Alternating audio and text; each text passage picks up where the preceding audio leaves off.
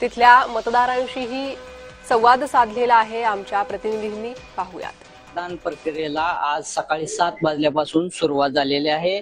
मी सध्या काटेवाडी जिल्हा परिषद शाळेमध्ये आहे. या ठिकाणी उपमुख्यमंत्री सुनेत्रा पवार यांनी देखील आता मतदानाचा आपला हक्क बजावलेला आहे. त्याचबरोबर खासदार पार्थ पवार यांनी देखील या ठिकाणी मतदान केलेलं आहे.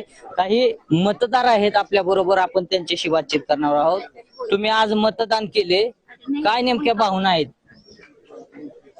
काय भावना आहेत? दादांची वय इलेक्शन चालू आहे, बर, त्यांची म्हणजे कमी आम्हाला जाणवते. दादा विना आता ही निवडणूक खरं तर पार पडते. काय भावना नेमक्या कशा पद्धतीच्या भावना आहेत? म्हणजे ही वेळ यायलाच नाही पाहिजे. खरं तर ही निवडणूक बिनविरोध व्हावी अशी सगळ्यांची इच्छा होती, मात्र बिनविरोध निवडणूक झाली नाही. ते आता संविधानाने आपल्याला हक्क दिलाय, त्याच्यामुळे ती बिनविरोध नाही झाली ते बरं झालं. आपल्याला लीड तरी कळेल. बर, किती लीड मिळेल असं वाटतं? रेकॉर्ड ब्रेक लीड मिळेल. तुम्ही काय सांगाल? किती, आता तुम्ही महिला आहात, महिला म्हणून काय वाटतंय नेमक्या, काय भावना? महिला म्हणून वहिनींनी जे केलं ते योग्यच केलं आणि असं नको व्हायला होतं दादांचं. खरं तर आमच्या म्हणजे स्वप्नात पण नव्हतं अशी पोटनिवडणूक कधी लागेल, विचारच केला नाही कधी असं होईल भविष्यात, असं कधी होणार हे म्हणजे मनात पण आलं नाही कुणाच्याच गावात. पण नक्कीच वहिनी रेकॉर्ड ब्रेक पूर्णच करणार आहे, यात काही शंका नाही. ही निवडणूक बिनविरोध होण्यासाठी बरेच प्रयत्न झाले, मात्र आता 22 उमेदवार जे आहेत ते या निवडणुकीच्या रिंगणात आहेत. मात्र 22 उमेदवारांनी एकानेही या ठिकाणी प्रचार केला नाही.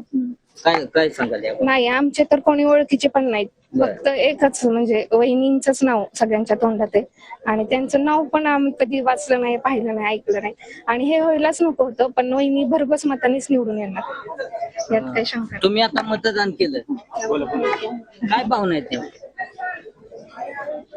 तुम्ही केलं मतदान? हो, नाही आता करणार आहे. आता मतदान प्रक्रिया पार पडत आहे, काय भावना आहेत नेमक्या? खरं तर आता भावना म्हणजे आता कसं आहे, अशी घटना घडेल असं आम्हाला नव्हतं वाटलं दादांच्या बाबतीत असं घडेल आणि त्यांच्या व्यतिरिक्त मतदान करावं लागेल आम्हाला.